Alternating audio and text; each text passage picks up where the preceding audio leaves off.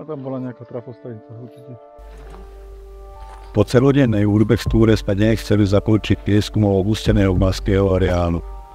Hlavná brána bola znútra zabezpečená vyzacím zámkom a v areáli sme videli aj osobné auto, pravdepodobne strážnika. Cez chýbajúci plot sme sa dostali dovnútra. Povedali sme si, že keď nás strážnik uvidí, skúsime ho ukecať. Obotíme a ideme preč. V tom momente sme medzi búrinou zbadali psa väčšieho zrastu, zabrechal a radšej sme sa dali na odchod. Urbex je už taký. Niektoré miesta sú v pohode, niektoré nevídu. Tento opustený hotel bol prístupný, avšak je totálne zdevastovaný, takže ani toto miesto za veľa nestojí. Poslednú dobu mohol slúžiť ako letný tábor, zostal však bez využitia a nakoľko sa pár kilometrov odtiaľto nachádza osada, tak sa tomu ani nie je čo čudovať, že je v takomto stave. Na mraky je to rozbité už všetko. Nedaleko sa nachádza osada spoluobčanov, takže čo sa dalo čakať? Nejaká kancelária.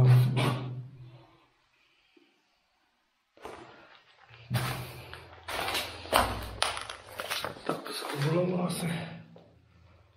Tarko.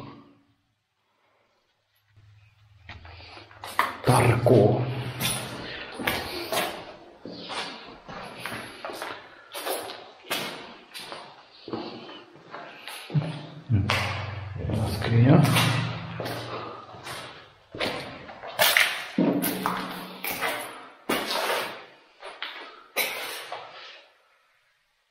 Ešte sovietské chladničky.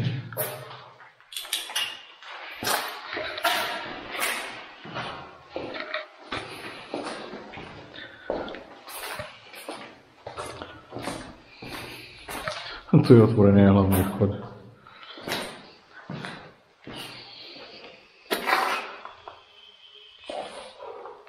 Reklama na pivo.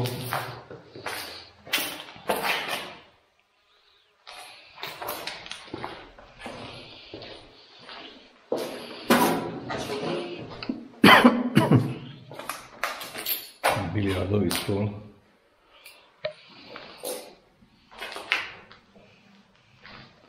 Alebo kulečník.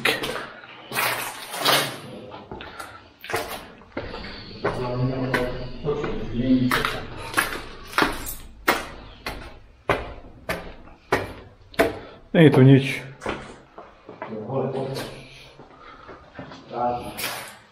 Korytnica.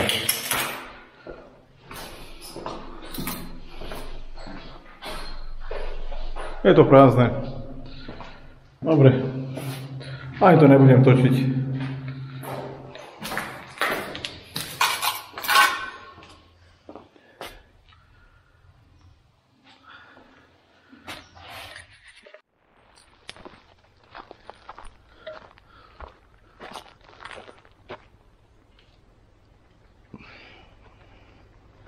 Ideme do tej vedľajšej budovy, lebo to prvá zamočne stála.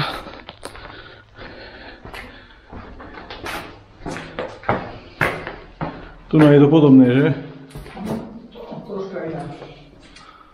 Troška iný štýl.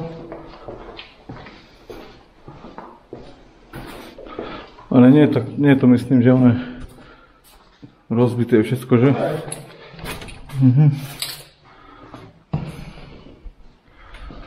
To nie.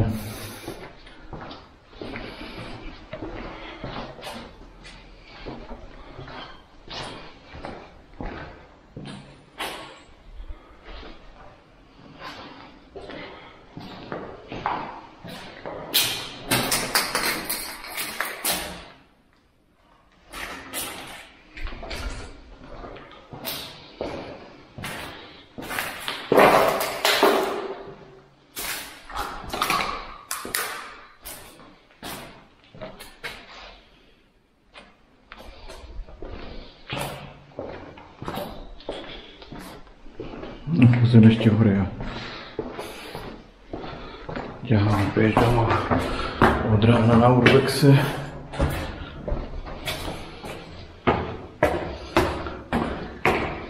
To isté?